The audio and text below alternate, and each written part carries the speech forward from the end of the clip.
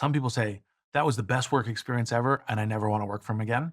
I have this idea for creating a pneumatic tube for Hyperloop tube. All of them, he has the same level of, I am 1000% right that this is like guaranteed to be part of the future.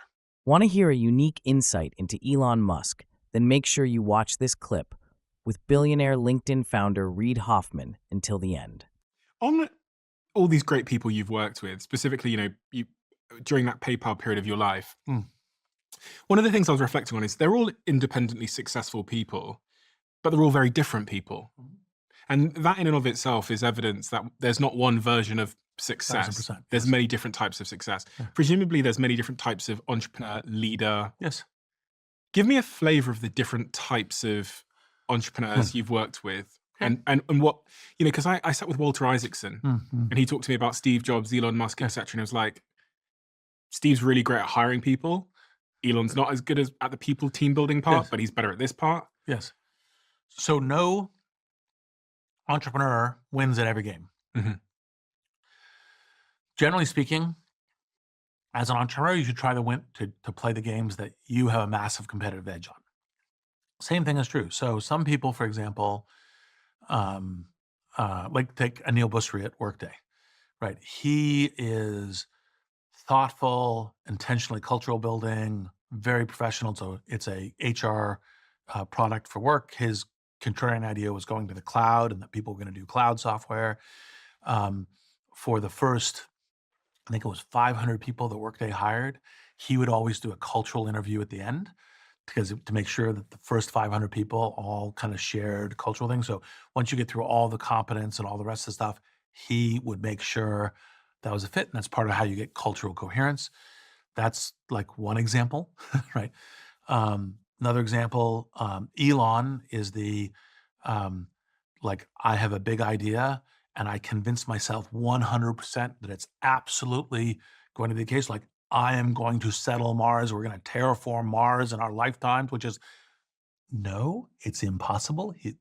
No human being on the planet, including Elon, is going to do that within Elon's lifetime, right?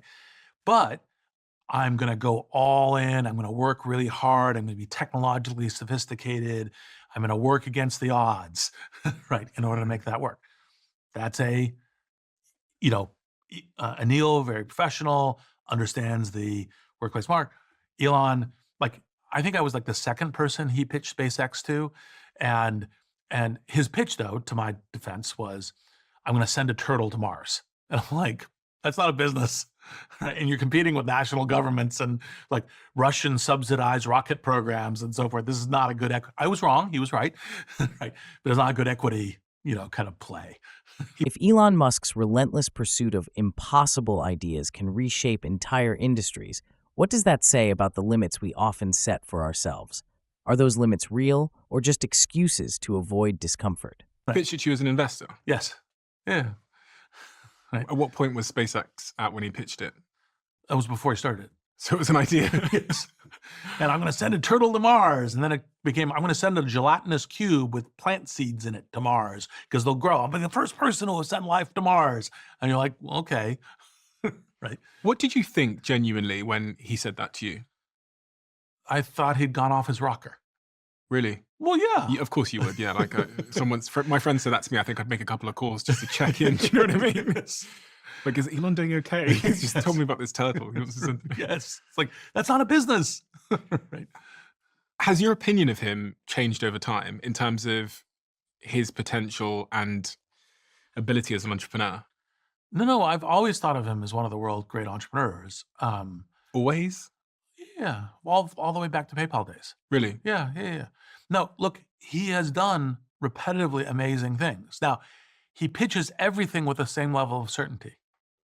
Right? Like, I have this idea for online banking. I have this idea for boring tunnels under cities. I have this idea for creating a pneumatic tube for Hyperloop tube. All of them, he has the same level of, I am 1000% right that this is like guaranteed to be part of the future. Right. And I may be the unique person to make it happen.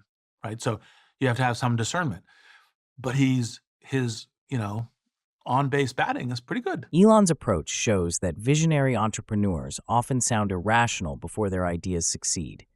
The key is in their execution, which turns what seems impossible into reality. Even when an idea sounds impossible, the certainty and persistence to follow through can redefine what's achievable. Yeah. Right? For such major ideas. But as well. it's not 100%. Yeah. People kind of excuse that though. Of course. If you get if if you're you get one that's big, Yeah. that's fine, right? Yeah. But yeah. On the hiring side, is he up there with the best, or is he not a direct hire of people like Steve Jobs was? He hires well.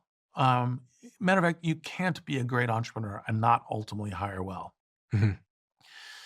I think some people are better hirers.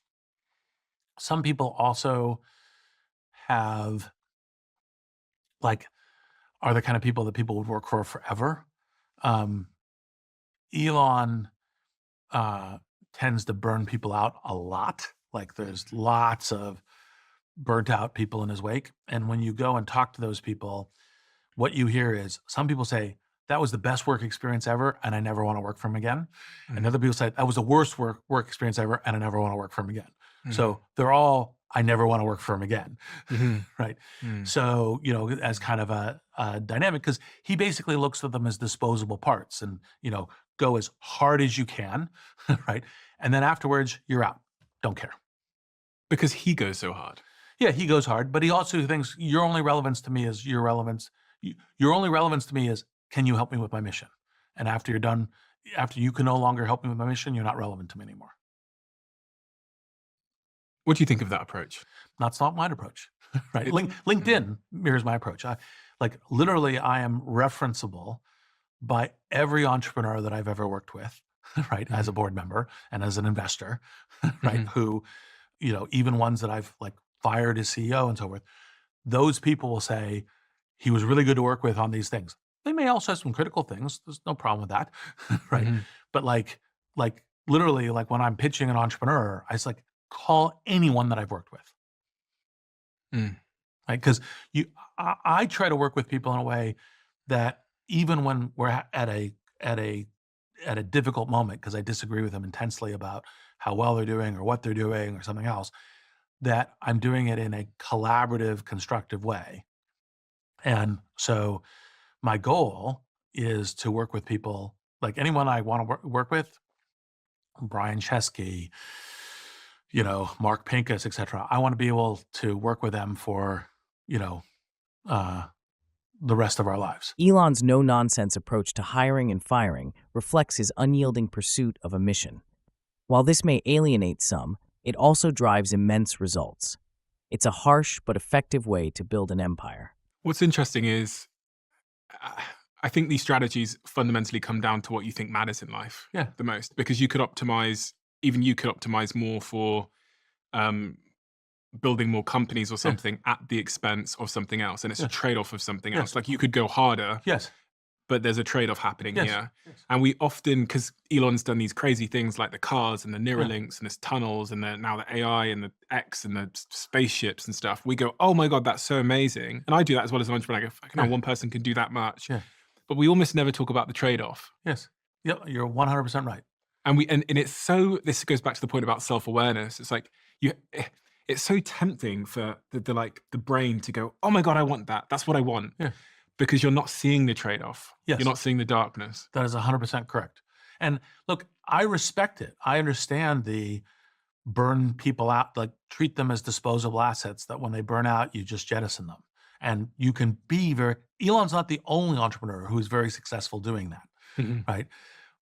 But, for example, on the other side, if you go to Mark Zuckerberg and you talk to the people who work for him, they're like, that was great. That was the best working experience of my life. Of course, I work with him again. Interesting. Elon Musk's approach to entrepreneurship, particularly his willingness to embrace the impossible, is truly groundbreaking. Take his SpaceX venture. When he pitched it, it was an audacious idea, almost laughable.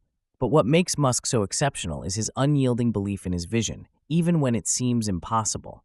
His certainty in pursuing a mission that others deemed unachievable, like terraforming Mars, is precisely what sets him apart. Yes, some may say his intensity burns people out, but the truth is that drive is the key to his extraordinary success. The people who join him on his journey are not just employees, they're believers in his mission, and they push themselves because they believe in the end goal. And that's what Musk does best.